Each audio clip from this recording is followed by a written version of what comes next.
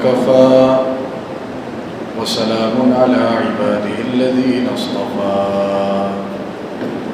أما بعد فأعوذ بالله من الشيطان الرجيم بسم الله الرحمن الرحيم لا أقسم بهذا البلد وأنت حل بهذا البلد ووالد وما ولد لقد خلقنا الإنسان في كبد أيحسب أن لن يقدر عليه أحد يقول أهلكت مالا لبدا أيحسب أن لم يره أحد ألم نجعل له عينين ولسانا وشفتين وهديناه النجدين فلاقتحم العقبة وما أدراك ما العقبة فك رقبة أو إطعام في يوم ذي مسغبة يتيما ذا مقربة أو مسكينا ذا متربة صدق اللہ العظیم. لا اقسم بهذا البلد، میں قسم کھاتا ہوں اس شہر کی، یعنی مکہ المکرمہ کی. اللہ تعالیٰ قسم کھا رہے ہیں مکہ کی. وَأَنْتَ حِلٌّ بِهَذَا الْبَلَدِ، کہ آپ اسی شہر میں رہتے ہیں. وَأَنْتَ حِلٌّ بِهَذَا الْبَلَدِ، اور آپ اسی شہر کے اندر اترے ہوئے ہیں، حلول کیے ہوئے ہیں، آپ رہتے ہیں. ووالد وما ولد، اور قسم ہے باپ کی اور اس کی اولاد کی. لقد خلقنا الانسان فی کبد، ہم نے انسان کو مشقت میں پیدا کیا ہے، اس کی زندگی مشقتوں میں گھرے ہوئے ہیں، وہ پرابلمز اور مصیبتوں میں سراؤنڈ کیے ہوئے ہیں. لقد خلقنا الانسان فی کبد ایحسب ان لن یقدر علیہ احد، کیا اس کا خیال ہے کہ اس پر کسی کا بس نہ چلے گا؟ اللہ تعالیٰ نے مکہ کی قسم کیوں کھائی؟ مکہ کے اندر مشقتیں ہیں، اگرچہ وہ بہت بابرکت جگہ ہے، بہت ہی مبارک شہر ہے، لیکن اس کے باوجود مکہ کو بسنے کے لیے اور وجود میں آنے کے لیے بہت سی مشقتوں کا سامنا کرنا پڑا ہے. آج بھی اگر کوئی مکہ المکرمہ کا سفر کرنا چاہتا ہے تو اسے مشقتیں برداشت کرنی پڑتی ہیں. اور اس کے بعد آپ صلی اللہ علیہ وسلم کو کہا گیا وَأَنْتَ حِلٌّ بِهَذَا الْبَلَدِ، آپ خود اس شہر میں رہتے ہیں. اور حضور نے بھی بہت سی مشقتیں اس شہر کے اندر اٹھائی، تو شہر بھی مشقت والا، اور آپ صلی اللہ علیہ وسلم نے بھی بہت سی مشقتیں اٹھائی. ووالد وما ولد، اللہ تعالیٰ نے قسم کھائی آدم علیہ السلام کی اور ان کی اولاد کی. ووالد وما ولد، والد اصل میں آدم علیہ السلام ہے، باپ حضرت آدم علیہ السلام ہے. وما ولد، اور جو انہوں نے جنا یعنی ان کی اولاد. وما ولد، اور یہ بات ہر ایک مشاہدہ کرتا ہے کہ انسانوں میں سے ہر ایک کے لیے مشقت ہی مشقت ہے، چاہے وہ ظاہر میں کتنا ہی آرام میں ہی کیوں نہ ہو. بظاہر ایسا محسوس ہو رہا ہو کہ اس کی زندگی بہت اچھی گزر رہی ہوگی، ایٹی کیٹی میں گھومتا ہے اور فیشن میں گھومتا ہے، لیکن اس کی زندگی بھی مشقتوں سے دوچار ہے. لقد خلقنا الانسان فی کبد، اور مشرکین مکہ تو پیسے خرچ کرتے تھے اللہ تعالیٰ کے راستے میں، یعنی ان کے ظام میں اور خیال میں یہ تھا کہ وہ اللہ تعالیٰ کے راستے میں خرچ کر رہے ہیں، لیکن حقیقت میں وہ اپنے جی کو راضی کرنے کے لیے اور نفس کو خوش کرنے کے لیے خرچ کرتے تھے، ریاکاری کے لیے خرچ کرتے تھے. حج کے موقع پر تو اللہ تعالیٰ ان کو خطاب کرتے ہوئے کہہ رہے ہیں کیا اس شخص کا خیال ہے کہ اس پر کسی کا بس نہ چلے گا؟ اللہ یقدر علیہ احد یقول اہلکت مالا لبدا، وہ کہتا ہے میں نے ڈھیروں مال خرچ کر ڈالا، بہت ساری مشقت اٹھائی، یوں کہہ رہا ہے وہ، بہت سا پیسہ خرچ کیا، لیکن اللہ تعالیٰ کے لیے نہیں تھا. تو اللہ تبارک و تعالیٰ کہتے ہیں اسے کیا اس شخص کا خیال ہے کہ اس کو کسی نے دیکھا نہیں ہے؟ کیا وہ وہی سمجھتا ہے کہ اللہ تعالیٰ اسے دیکھ نہیں رہا، اس کے دل سے واقف نہیں ہے؟ وہ کس نیت سے خرچ کر رہا ہے، کس نیت سے وہ مشقت اٹھا رہا ہے؟ تو مشقت تو اٹھانی ہے، ہر ایک کو اٹھانی ہے، لیکن نیت بھی اس بات کی ہو کہ اللہ تعالیٰ کو راضی کر کے اٹھانی ہے۔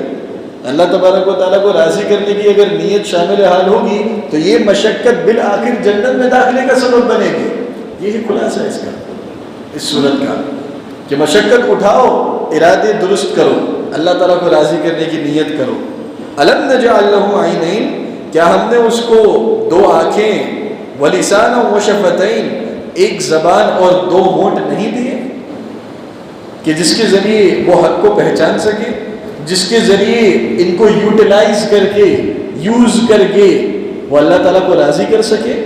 الم نجعل له عینین، اللہ تعالیٰ فرما رہے ہیں دو آنکھیں نہیں دی میں نے تم نے، وَلِسَانًا وَشَفَتَيْن، ایک زبان دو ہونٹ نہیں دیے، وَهَدَيْنَاهُ النَّجْدَيْن، اور ہم نے اس کو دونوں راستے دکھا دیے، یعنی خیر اور شر کے راستے دکھا دیے ہیں، بالکل واضح کر دیا ہے کہ کون سا راستہ ہم تک پہنچے گا اور کون سا راستہ دوزخ تک لے جائے گا، بالکل واضح راستے بتا دیے ہیں، چوائس دے دیا، اختیار دے دیا۔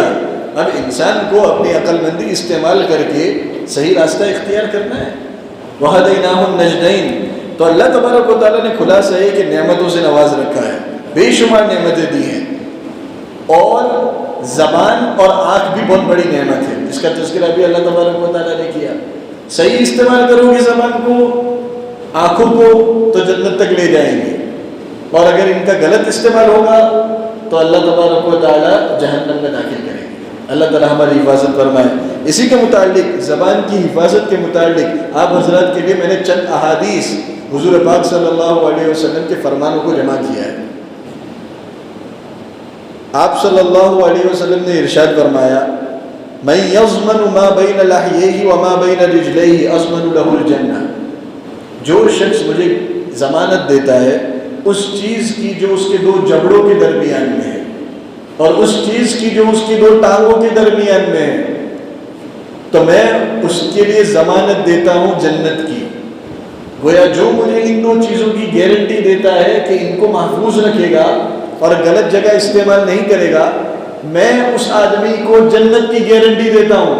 اللہ اکبر، حضور پاک صلی اللہ علیہ وسلم، کون سی دو چیزیں؟ دو جبڑوں کے درمیان میں زبان ہے، اور دو ٹانگوں کے درمیان میں شرمگاہ ہے، تو ان کی حفاظت کے نتیجے میں معمولی سا کام، زبان کی حفاظت کہنے کو معمولی، لیکن بہت ساری چیزوں کو یہ شامل ہو گیا۔ کیا کیا آ گیا اس میں؟ زبان کی حفاظت میں گالم گلوچ سے حفاظت آ گئی، گالی نہیں دینی کسی کو، کسی کی غیبت نہیں کرنی، کسی کی چغلی نہیں کرنی، چغلی یعنی یہاں کی وہاں کرنا، باتیں پہنچانا، واٹس ایپ بننا، لائیو انسانی شکل میں واٹس ایپ، تو نہیں، چغلی نہیں کرنی، غیبت نہیں کرنی، گالم گلوچ نہیں، لان تان نہیں، برا بھلا نہیں کہنا، دل نہیں دکھانا، حرام خوری سے بچنا، حرام کھانے سے بچنا بھی زبان کی حفاظت کے اندر داخل ہے، اور شرمگاہ کی حفاظت یعنی ناجائز جگہوں میں اس کو استعمال نہ کرنا۔ شرمگاہ کی حفاظت کی بنیاد آنکھوں پر ہے، اگر آدمی آنکھوں کی حفاظت کرے گا تو اس کے لیے شرمگاہ کی حفاظت آسان ہو جائے گی۔ تو حضور پاک صلی اللہ علیہ وسلم کہہ رہے ہیں میں اسے گارنٹی دیتا ہوں جنت کی، اضمن لہ الجنہ۔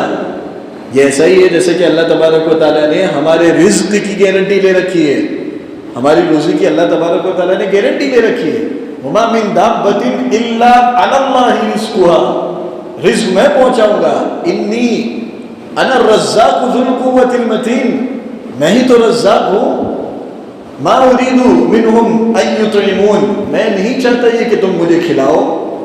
اللہ تبارک و تعالیٰ کہتے ہیں میں تو رزق دوں گا تمہیں، تمہارا اصل کام میری عبادت کرنا ہے، زندگی کے اندر رہتے ہوئے تمام فرائض کو انجام دینا ہے۔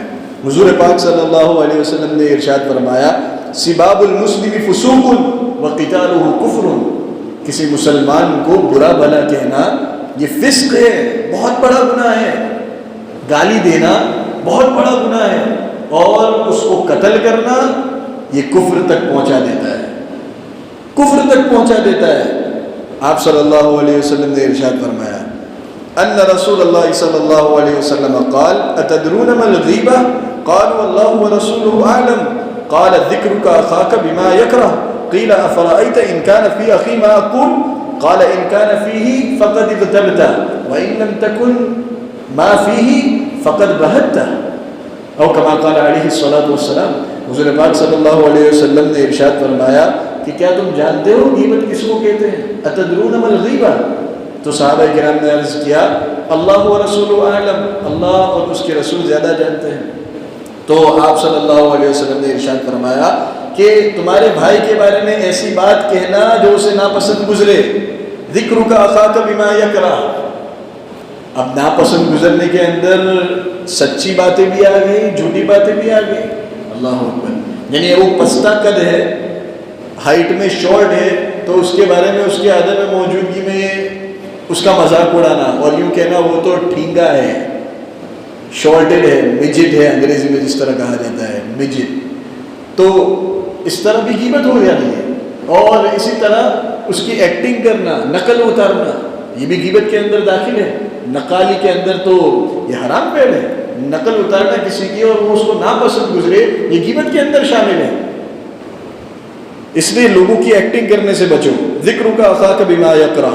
قیل، حضور پاک صلی اللہ علیہ وسلم سے پوچھا گیا افرأیت ان کان فی اخی ما اقول، اگر میرے بھائی کے اندر وہ چیز ہے جس کا میں تذکرہ کر رہا ہوں تب بھی غیبت ہے؟ یعنی جو چیزیں میں بیان کر رہا ہوں اس کے اندر پائی جاتی ہیں تب بھی اس کو غیبت کہیں گے؟ تو آپ صلی اللہ علیہ وسلم نے ارشاد فرمایا ان کان فیہ ما تقول فقد اغتبتہ وان لم تکن فیہ ما تقول فقد بہتہ. اگر وہ باتیں ہیں اس میں جس کو تم بیان کر رہے ہو تبھی تو غیبت ہے. اگر وہ باتیں نہیں ہیں جس کو تم بیان کر رہے ہو، اس آدمی میں وہ باتیں نہیں ہیں تو تم نے اس پر بہتان لگایا. غیبت سے بھی زیادہ سخت گناہ. ہمارے اللہ تعالیٰ حفاظت فرمائے. تو بعض لوگ بعض مرتبہ کہتے ہیں میں تو اس کے منہ پر بولنے کی طاقت رکھتا ہوں، میں تو اس کے منہ پر اس کو سنا دوں. تو یہ کوئی اچھی بات نہیں ہے، اس کی بھی ممانعت آئی ہے. وَيْلٌ لِكُلِّ هُمَزَةٍ لُمَزَةٍ. ہلاکت ہے اس شخص کے لیے جو پیٹھ پیچھے برا بھلا کہے اور منہ پر برا بھلا کہے. تو منہ پر برا بھلا کہنے والا متفیہقون، متشدقون، حدیث کے اندر ہلاکت کے الفاظ ہیں. وہ آدمی جو منہ پھٹ ہو اور فراخ گو ہو، یعنی کھلم کھلا آ کر کہتا ہو. بعض مرتبہ لوگ حق کا سہارا لے کر بھی اس طرح کی باتیں کہتے ہیں. کیا کہتے ہیں کہ میں تو حق بات بولنے کی طاقت رکھتا ہوں، اور حق بات بولتے ہیں بڑے کڑوے انداز سے، کڑوے طریقے سے. حق بات کہنی ہے. وَإِن كَانَ مُرًّا قُلِ الْحَقَّ وَإِن كَانَ مُرًّا. حق بات کہو اگرچہ وہ کڑوی ہو، لیکن حضور نے یہ تھوڑی کہا کہ کڑوے طریقے سے کہو. کہنے کے طریقے ہوتے ہیں، مصلحت ہوتی ہے، حکمتیں ہوتی ہیں. کب کس موقع پر کون سی بات کرنی ہے اور کس انداز سے کرنی ہے، سوچ سمجھ کر آپ یہ بات کہیں. کڑوے طریقے سے اسے پہنچاتے ہیں، دل دکھاتے ہیں. اس لیے اس سے بچنا چاہیے. حضور پاک صلی اللہ علیہ وسلم نے ارشاد فرمایا کل امتی معافن الا المجاہرون. میری امت میں سے ہر ایک عافیت میں ہے، ہر ایک عافیت میں ہے. یعنی کس بات سے عافیت میں ہے؟ محدثین نے اس کے دو مطلب بیان کیے ہیں. ایک مطلب تو یہ ہے کہ امت میں سے ہر شخص عافیت میں ہے سوائے وہ شخص جو اپنے گناہوں کا اظہار کرتا ہو، ظاہر کرتا ہو. اللہ تعالیٰ نے پردہ رکھا ہے، چھپا کے رکھا ہے، اور یہ بڑے فخر سے اس کو بیان کرتا ہو لوگوں کے سامنے. میں نے تو گزشتہ رات کو یہ پکچر دیکھی تھی، میں نے تو یہ کام کیے تھے، میں نے تو فلاں لڑکی سے بات کی تھی. بڑے فخر سے وہ گناہوں کو ظاہر کرتا ہے. اللہ تبارک و تعالیٰ کو یہ آدمی سخت ناپسند ہے. رب کریم اس پر پردہ ڈال رہا ہے، اس کے گناہوں کو چھپا رہا ہے، اور یہ لوگوں کے سامنے اپنے گناہوں کو عام کرتا پھرتا ہے. تو میری امت میں سے ہر ایک عافیت میں ہے سوائے ایسا شخص جو اس طرح جہرن گناہ کرتا ہو اور فخر سے اس کو ظاہر کرتا ہو لوگوں کے سامنے. یہی آگے فرمایا گیا وَإِنَّ مِنَ الْمَجَانَ أَن يَعْمَلَ الرَّجُلُ بِاللَّيْلِ عَمَلًا. اور یہ بات بڑی لاپرواہی کی ہے کہ کوئی آدمی رات کے اندر کوئی کام کرے، پھر صبح ہوتے ہی، حالانکہ اللہ تعالیٰ نے اس پر پردہ ڈال رکھا تھا، وہ کہتا پھرے کہ اے فلان میں نے گزشتہ رات کو ایسے ایسے کام کیے، حالانکہ اللہ تعالیٰ نے، اس کے رب نے اس پر پردہ ڈال رکھا تھا. وَيُصْبِحُ يَكْشِفُ سِتْرَ اللَّهِ عَنْهُ، اور یہ صبح سویرے، صبح ہوتے ہی اللہ تبارک و تعالیٰ کے اس پردے کو چاک کر ڈالتا ہے، اسے پھاڑ ڈالتا ہے. اس لیے اس بات سے بچو. اللہ تبارک و تعالیٰ کو یہ بات ہرگز پسند نہیں کہ آدمی گناہوں کا تذکرہ کرتے پھرے فخریہ انداز میں. میں نے فلاں چیز دیکھی تھی، فلاں چیز کہی تھی، فلاں چیز کھائی تھی. ہرگز نہیں. دوستوں کے اندر اپنی ریپوٹیشن بنانے کے لیے، اپنی ریپوٹیشن بنانے کے لیے وہ اس طرح کی باتیں کرتا ہے. ایک بات نکلے، میں بھی ایک کنورسیشن اور جو باتیں چل رہی ہیں اس کا حصہ بنوں. نہیں، اللہ تبارک و تعالیٰ کو راضی کر کے ہرگز یہ ورتھ نہیں ہے، ہرگز ورتھ نہیں ہے. اور ایک اور مطلب اس کا یہ بیان کیا جاتا ہے روایت کا کہ میری امت میں سے ہر ایک عافیت میں ہے غیبت سے، یعنی اس کی غیبت نہیں کی جائے گی. اگر کی جاتی ہے تو پھر اس آدمی کی کے اکاؤنٹ میں جس کی غیبت کی جا رہی ہے، غیبت کرنے والے کی نیکیاں لکھ دی جاتی ہے، ٹرانسفر ہو جاتا ہے. لیکن وہ شخص جو جہرن گناہ کرتا ہو، کھلم کھلا گناہ کر رہا ہے، اب ایسے شخص کی اگر کوئی غیبت کرتا ہے، غیبت مطلب میں اس کی باتیں کرتا ہے کہ یہ آدمی یہ کام کر رہا ہے، تو وہ تو پہلے سے ہی دنیا کے سامنے اوپن ہے، مجاہر ہے، تو یہ آدمی اس بات سے عافیت میں نہیں ہے. یہ کہنے کا مقصد ہے. ان عقبۃ بن عامر رضی اللہ تعالی عنہ قال لقيت رسول اللہ صلی اللہ علیہ وسلم فقلت من نجا فقال املك عليك لسانك وليسعك بيتك وابكي على خطيئتك. عقبہ بن عامر رضی اللہ تعالی عنہ فرماتے ہیں میں نے حضور پاک صلی اللہ علیہ وسلم سے ملاقات کی، میں حضور سے ملا اور میں نے حضور سے سوال کیا اللہ کے رسول نجات کس میں ہے؟ من نجا، نجات کس میں ہے؟ آپ صلی اللہ علیہ وسلم نے 3 باتیں فرمائی. املک علیک لسانک، اپنی زبان کو تو قابو میں رکھ. اللہ اکبر، زبان کو تو قابو میں رکھ. املک علیک لسانک، یہ زبان سے نہ جانے کتنی برائیاں وجود میں آتی ہیں. ایک اور حدیث میں ارشاد فرمایا حضور پاک صلی اللہ علیہ وسلم نے، جس کا خلاصہ اور مفہوم یہ ہے کہ بعض مرتبہ آدمی اپنی زبان سے ایک بول دیتا ہے، ایک کلمہ بول دیتا ہے اور اسے اس کی پرواہ بھی نہیں ہوتی، نہ دل میں کوئی خیال گزرتا ہے، بس اس نے بول دیا، اور اس کلمے کی وجہ سے اللہ تبارک و تعالیٰ اس کے درجات کو بلند کر دیتا ہے، جنت میں بہت بلند درجات کر دیتا ہے، اسے تو معلوم بھی نہیں ہوتا. لیکن بعض مرتبہ ایسا بھی ہوتا ہے کہ آدمی اپنی زبان سے کوئی چیز نکال دیتا ہے، اس بات کی کوئی پرواہ بھی نہیں ہوتی، نہ دل میں کوئی خیال گزرتا ہے، بس یوں ہی کہنے کو کہہ دی، سوچے سمجھے بغیر، بس اس نے زبان سے نکال دیا. زندگی گزار رہا ہے، ڈے بائی ڈے اس کی زندگی گزر رہی ہے، لیکن وہ کلمہ جو اس نے کہا تھا وہ اللہ تبارک و تعالیٰ کی ناراضگی کا سبب بن گیا، اور وہ کلمہ جو اس نے کہا تھا اس نے اس کو جہنم تک پہنچا دیا. اللہ تعالیٰ ہماری حفاظت فرمائے. زبان کے اندر احتیاط سے کام لو. خاموشی کے اندر نجات ہے. من صمت نجا، من صمت نجا، جو شخص خاموش رہا اس نے نجات پائی. امام غزالی رحمۃ اللہ علیہ فرماتے ہیں کلام 4 طریقے کا ہوتا ہے. جو اپنے منہ سے بات نکالتے ہیں نا، وہ 4 قسمیں ہیں اس کی. بعض مرتبہ جو بات اپنے کہتے ہیں وہ نقصان دہی ہوتی ہے، فائدہ ہوتا ہی نہیں ہے اس میں. بعض باتیں وہ ہوتی ہیں جو جس میں فائدہ بھی نہیں نقصان بھی نہیں. بعض باتیں وہ ہوتی ہیں جس میں فائدہ بھی ہو اور نقصان بھی ہو، اور بعض باتیں وہ ہوتی ہیں جس میں فائدہ ہی فائدہ ہو. تو جن باتوں کے اندر نقصان ہی نقصان ہے اس کو تو کہنے سے بچنا ہے. جن باتوں کے اندر نقصان بھی نہیں فائدہ بھی نہیں، ایسی بات کہنے کا تمہیں کیا فائدہ ہوگا، اس بات سے بھی بچنا ہے. جس بات کے اندر فائدہ بھی ہے نقصان بھی ہے تو شریعت کا قاعدہ ہے کہ دفع مضرت اولا ہے جلب منفعت سے، یعنی مصیبت کو دور کرنا بہتر ہے نفع کو حاصل کرنے کے مقابلے میں. جب ایک بات کے اندر فائدہ بھی ہے نقصان بھی ہے تو آدمی کی عقل مندی کیا کہتی ہے، فائدے کو چھوڑو، اپنے کو نقصان نہیں چاہیے. فائدے کو چھوڑو، اپنے کو نقصان نہیں چاہیے. یہی ایک تاجر کی بھی علامت ہے. اور چوتھی بات جس میں فائدہ ہی فائدہ ہوتا ہے، یہ بات 2 حال سے خالی نہیں.